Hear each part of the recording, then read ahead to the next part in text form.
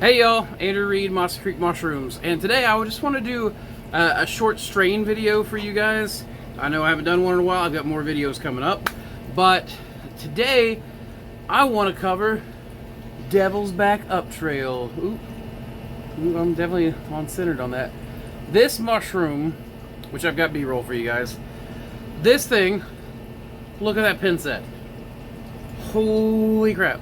This is another wild strain out of Panther Creek. We have been trialing it for some time. It has actually been released on the website for a little while, so you guys can already go get it. But we've now been growing it for about a year, and it has been a very, very good producer. I mean, you can just see it. It's built like, what do they call it? Like a shit brick house.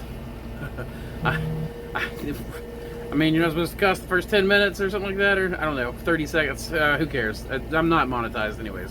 So, anyways, the Devil's Back UpTrail is called that because we found an oyster we called out on the Devil's Back.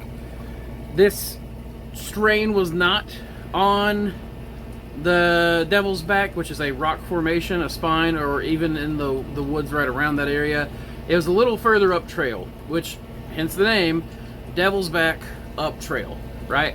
So, the Devil's Back UpTrail, it's not my favorite name. I don't really have a better name for it. We named it that from where we found it and before we knew about its qualities. And let me tell you that its qualities are great. First, let's just kind of go over the bad, subpar. There's not really a bad thing about this mushroom, but there are some things that aren't my favorite. Its taste is not as strong as I prefer on a lot of oysters.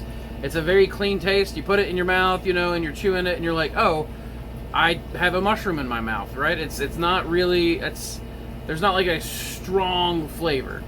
Its texture is good. Its texture is excellent, somewhere between an Elm Z and like a Lambert's 123 blue, like a standard blue. So the texture is good. Like, it's a very nice mushroomy texture. It's got a mushroomy flavor. It's a fungal flavor, but that's about all I would put it at. It's not like that super sweet and like anise flavor of a lot of the sweeter oysters, but it is very much still just a good clean oyster flavor. Now, that said, really why you want this strain, it's not really the taste why you want this strain. It's got a huge wide variety of temperatures and everything that it will grow in. I will say humidity. We have noticed this is our wet room, and next door we've got our dry room with all the wooden PVC racks.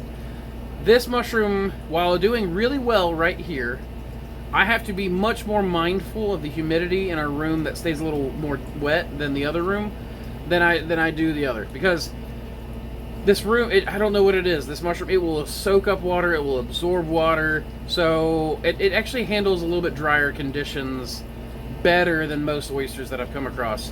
But really what it is, you want that pinset. Yeah, I know you want the wide variety of growing conditions, but most people aren't dealing with super, high or low swings of temperature. Really what they're dealing with is they want production.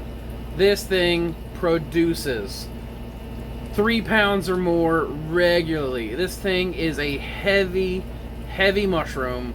It is a heavy producer. It produces, I mean, just look at that. So dense are the caps. You can't see the stems. You can't see the base. There's no way to see through that cluster. It is such a dense mushroom that it is immediately, at this point, actually we've already put it into breeding trials a little bit, but it is now going to be featured much more heavily in the breeding of new strains, because I want that ability to produce. I mean, just look at that one. A stack on stack on, I mean, it's just cap on cap on cap on cap. Right? Like, I mean, that is just so dense. And I mean, you'll see it as in the B-roll that I have when we go to pick it. It was just the first time I ever saw this mushroom, guys. Like, I walked in and I came across a cluster like that, and I just saw that wall, and I was like, it's like angelic music started playing. Oh, right? Just, I mean, Holy crap. I don't really have anything more to say about it. I mean, it's a good standard flavored oyster, but produces like nothing I have ever seen in phenotype and yield. Whether you want volumetric yield, yield like we do, this thing fills a box nice. If you want weight, this thing produces weight like crazy.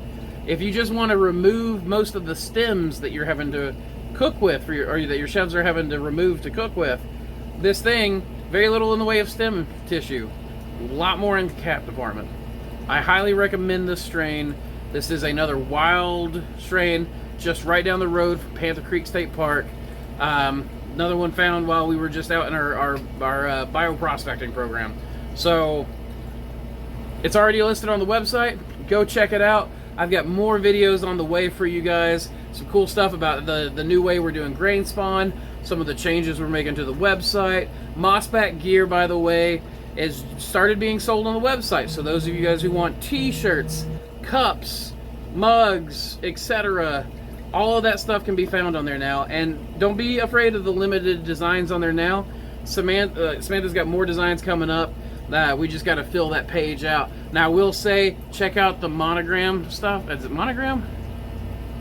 I don't remember. I think it's called a monogram. It's like, it's an old Southern tradition, right? Like Smith & Wesson, which I think is actually a Northern company.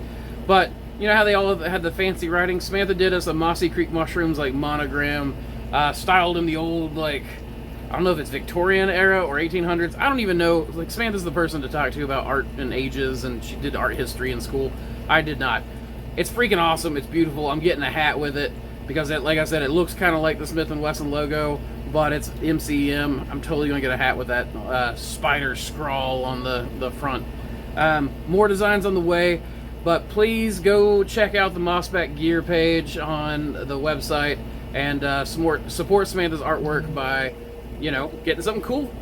Just getting something cool for yourself.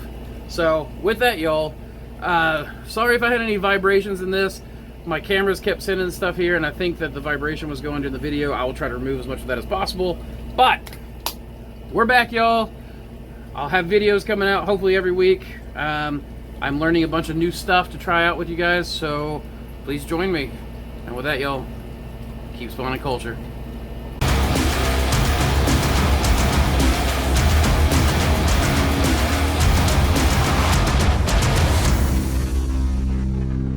어떡한지